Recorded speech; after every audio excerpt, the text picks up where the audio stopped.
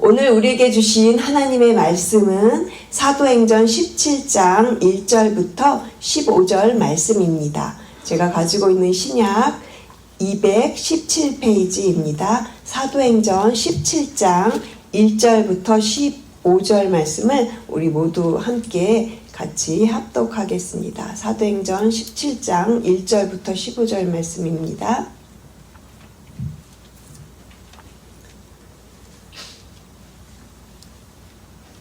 함께 읽도록 하겠습니다. 그들이 암비볼리와 아볼로니아로 다녀가 데살로니가에 이르니 거기 유대인의 회당이 있는지라.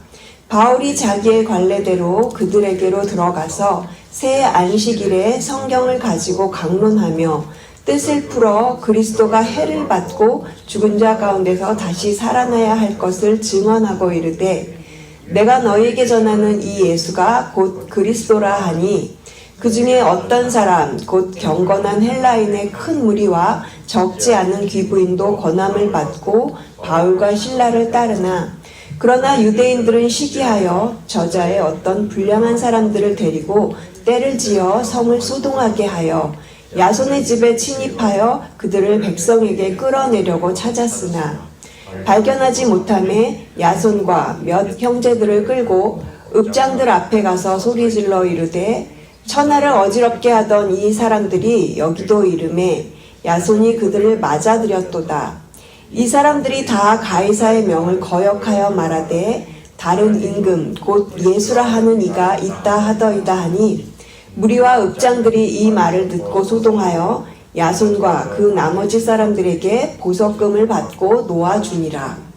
밤에 형제들이 곧 바울과 실라를 베레아로 보내니 그들이 이르러 유대인의 회당에 들어가니라.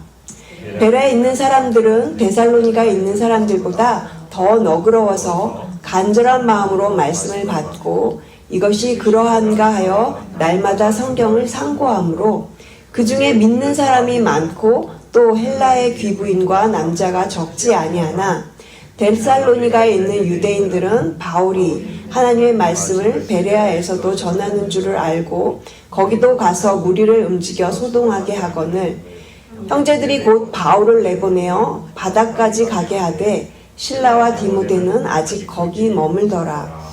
바울을 인도하는 사람들이 그를 데리고 아덴까지 이르러 그에게서 실라와 디모데를 자기에게로 속히 오게 하라는 명령을 받고 떠나니라. 아멘. 요즘 날씨가 무척 덥습니다. 더울 때 우리가 물이 부족하면 심한 갈증을 느끼고 심지어는 그 생명의 위협까지 느끼게 되죠. 동물 중에 갈증을 가장 심하게 느끼는 동물이 사슴이라고 합니다.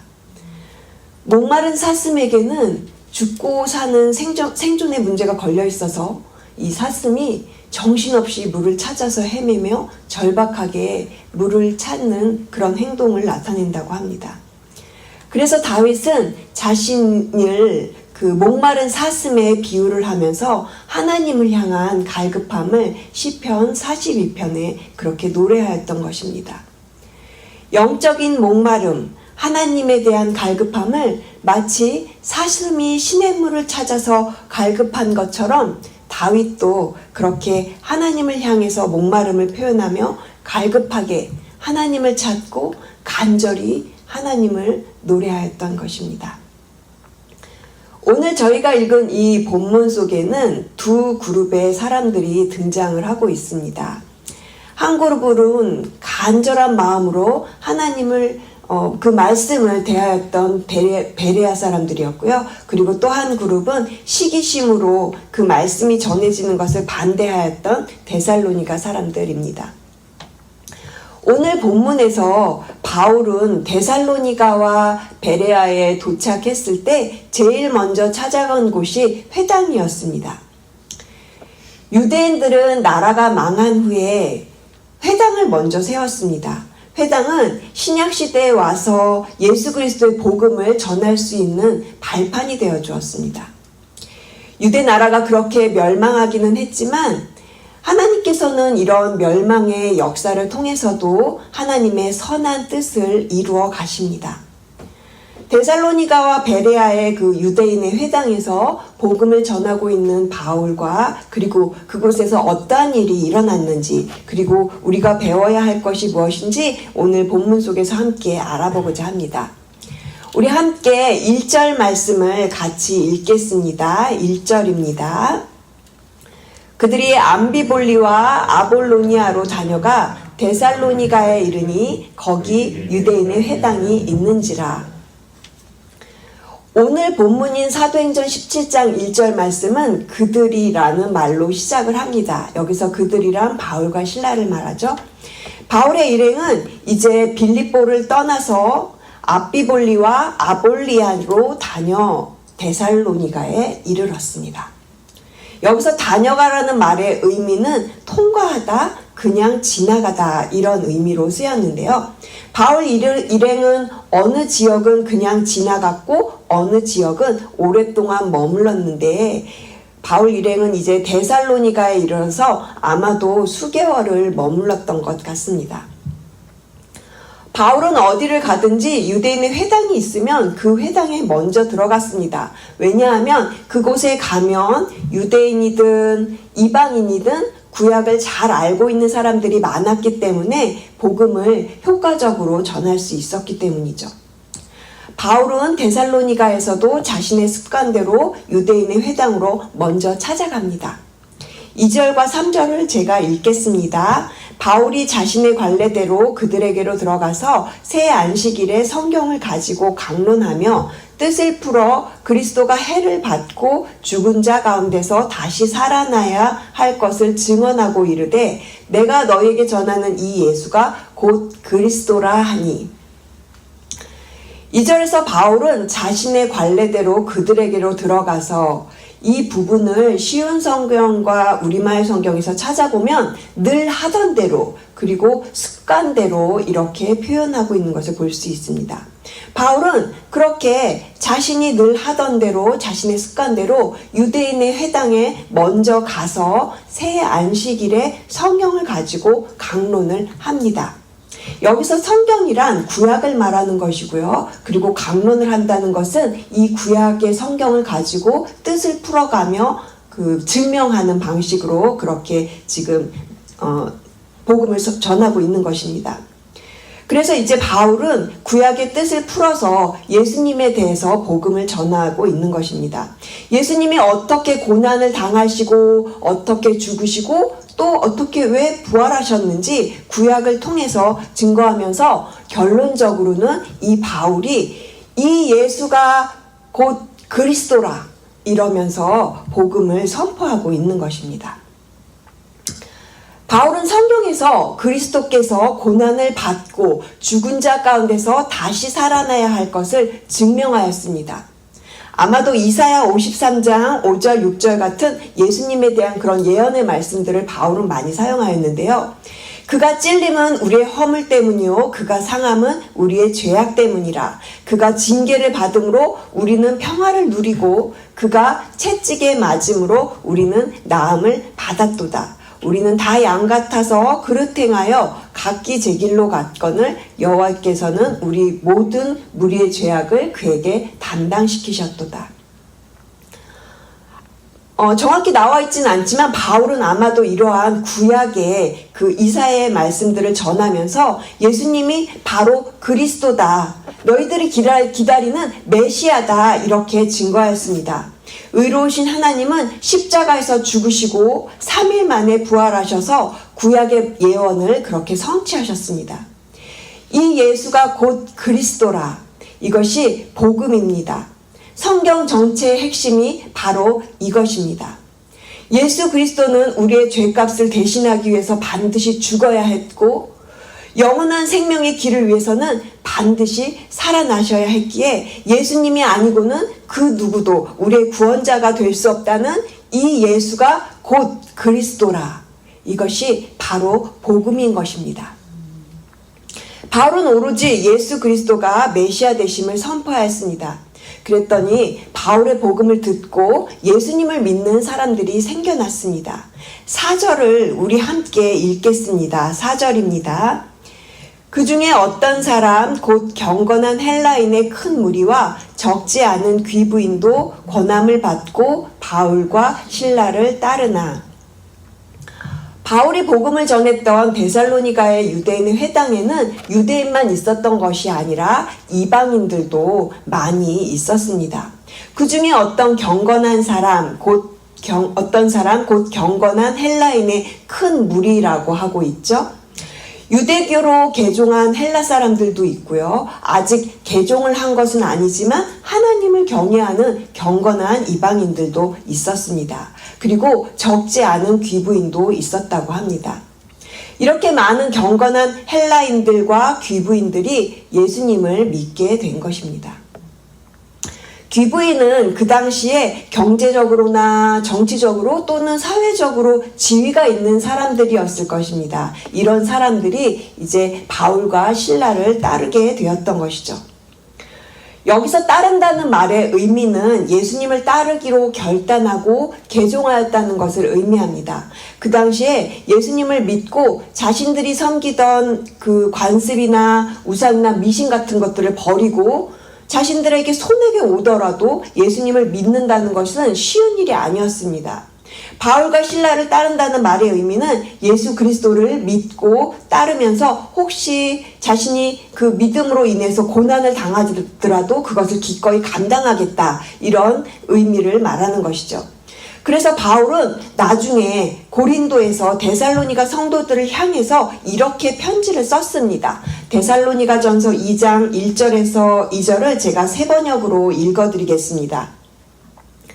형제자매 여러분, 우리가 여러분을 찾아간 것이 헛되지 않은 줄을 여러분이 알고 있습니다. 여러분이 아는 바와 같이 우리가 전에 빌립보에서 고난과 모욕을 당하였으나 심한 반대 속에서도 하나님 안에서 담대하게 하나님의 복음을 여러분에게 전하였습니다. 오늘 본문의 앞장에 보면 바울이 빌립보에서 복음을 전하다가 억울하게 붙잡혀서 매를 맞고 또 감옥에 갇히다가 풀려나는 장면이 나오는데, 그러고 나서 사실 제대로 쉬지도 못하고 이렇게 바로 지금 데살로니가에 와서 복음을 전하고 있는 것입니다. 데살로니가 전서에서 말하고 있는 것처럼 빌립보에서 바울이 고난을 당했지만 하나님 안에서 담대하게 복음을 데살로니가 사람들에게 전하고 있는 것입니다. 우상의 도시인 데살로니가에서 적지 않은 사람들이 예수님을 믿고 따르는 일이 일어났으니까 정말 기적 같은 일이 일어난 것이죠.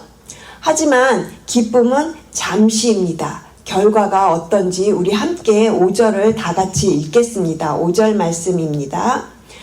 그러나 유대인들은 시기하여 저자의 어떤 불량한 사람들을 데리고 떼를 지어 성을 소동하게 하여 야손의 집에 침입하여 그들을 백성에게 끌어내려고 찾았으나, 여기서 시기하여라는 단어를 눈여겨보실 필요가 있습니다.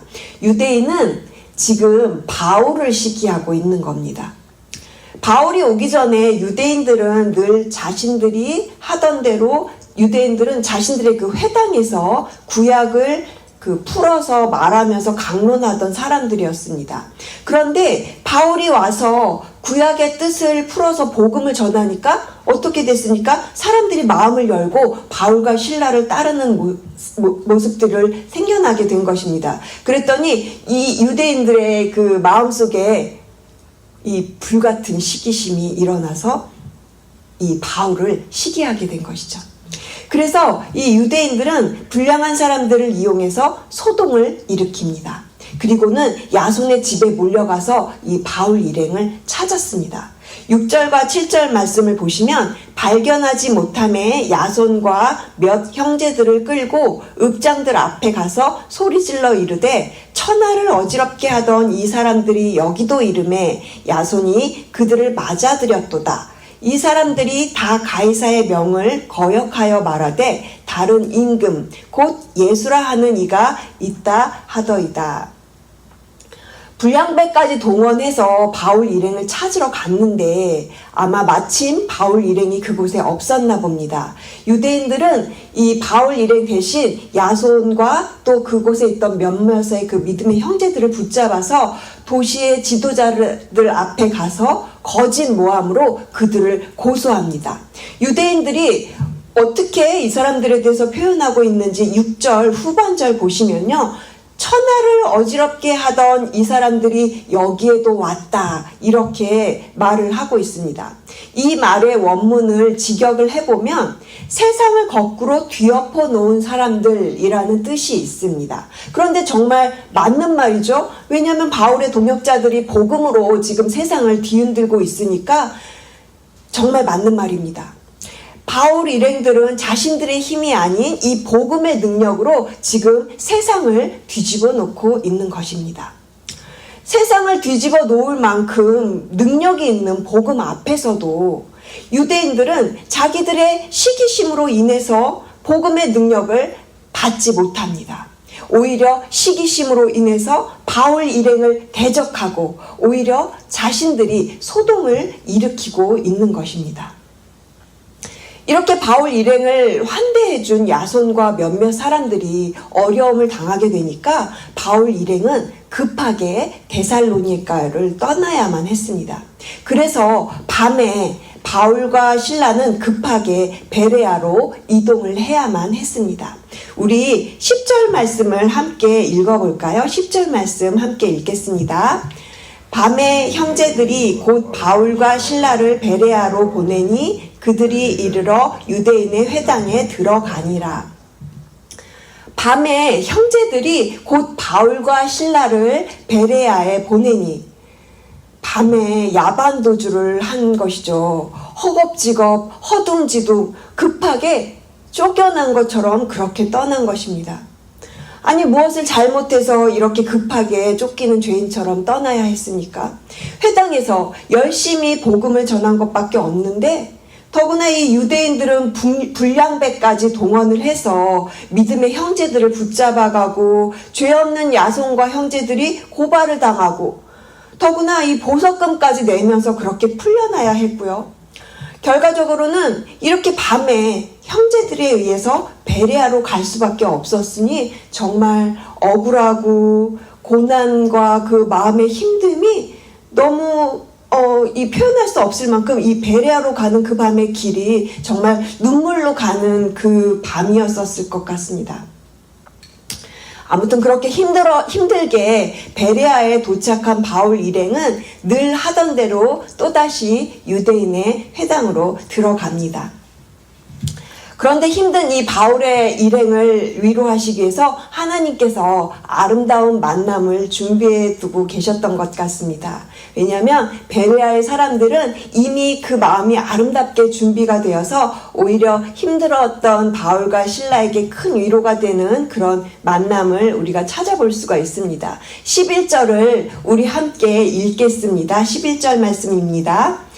베레아에 있는 사람들은 데살로니가에 있는 사람들보다 더 너그러워서 간절한 마음으로 말씀을 받고 이것이 그러한가 하여 날마다 성경을 상고함으로 11절에 너그러워서 라는 표현을 개역 한글 성경에서는 신사적이어서 라고 표현하고 있고 영어 성경에서는 고상하다 이런 표현을 쓰고 있습니다. 베레아 사람들이 아름다울 수 있었던 것은 그들은 고상한 성품을 가지고 있는 사람들이었기 때문이었죠. 인격적으로 고상한 것도 아름다운 것이지만 그것보다 더 아름다운 것은 이들은 간절한 마음으로 말씀을 받았고 날마다 성경을 상고했습니다. 상고했다는 것은 날마다 성경을 연구하고 묵상하는 것을 의미하는데요. 영어 성경 NLT 버전에서는 이 부분을 They search 이렇게 표현을 하고 있습니다.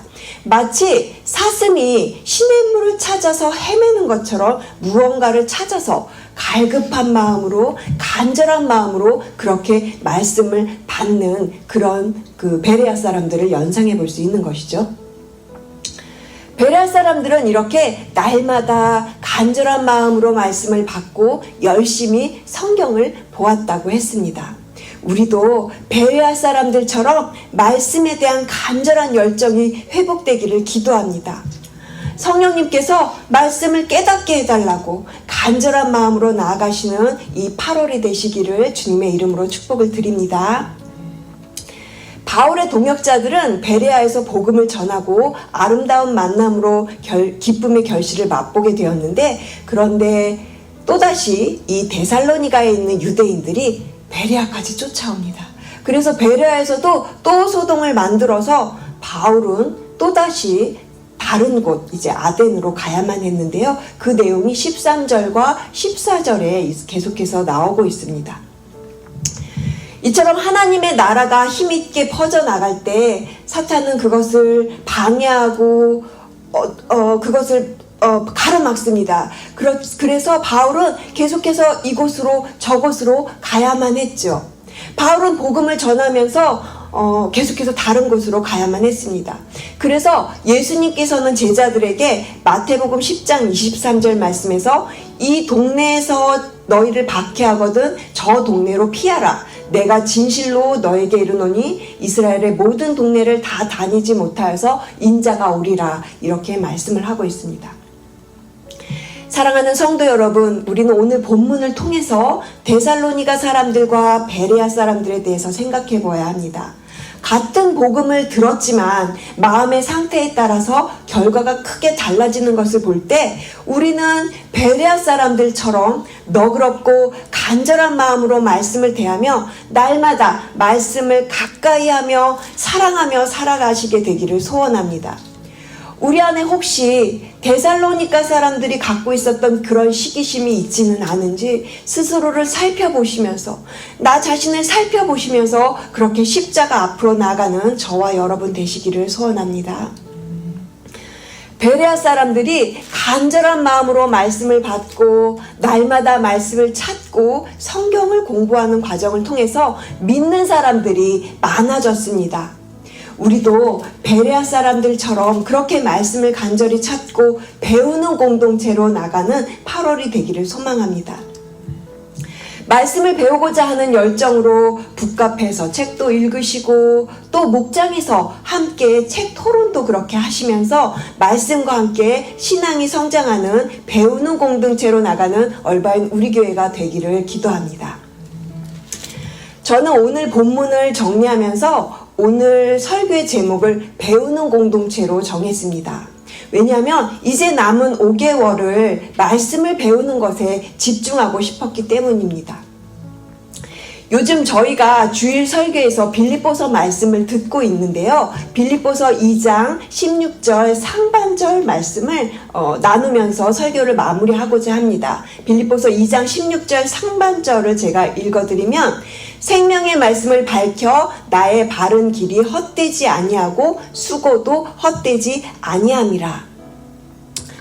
담임 목사님께서 생명의 말씀을 밝혀 이 부분에 두 가지 의미를 말씀해 주셨는데요. 하나는 단단히 붙들다, 또 하나는 제시하다, 이런 의미가 있다고 했습니다. 그렇다면 우리가 생명의 말씀을 밝힌다는 것은 복음을 붙들고 나가며 복음을 제시하며 살아가는 것이 바로 생명의 말씀을 밝히는 일이라고 했습니다. 생명의 말씀을 밝히는 것이 우리를 향한 부르심입니다. 생명의 말씀을 밝히는 것이 우리가 붙들어야 할 사명입니다. 생명의 말씀, 복음을 붙잡고 나아가며 복음을 전하며 살아가시는 얼바인 우리 교회 귀한 성도님들의 삶이 되시기를 주님의 이름으로 축복을 드립니다. 우리 함께 기도하시겠습니다. 하나님 감사합니다. 베레아 사람들은 간절한 마음으로 말씀을 받고 날마다 열심히 성경을 보면서 그 중에 믿는 사람들도 많이 생겨난 것을 보게 됩니다. 우리도 베레아 사람들처럼 말씀에 대한 간절한 열정이 회복되기를 기도합니다. 어느덧 8월이 되었습니다. 이제 남은 5개월을 말씀을 향한 배움의 열정으로 나아가며 참 제자, 찐 제자의 삶을 이루어가며 생명의 말씀을 붙잡고 살아가는 시간이 되게 하여 주시옵소서. 성령 하나님께서 밝히 깨닫게 하셔서 성령 충만, 말씀 충만의 하반기의 시간들이 되게 하여 주시옵소서. 감사합니다. 이 모든 말씀 우리를 사랑하시는 주 예수 그리스도의 이름으로 기도합니다. 아멘.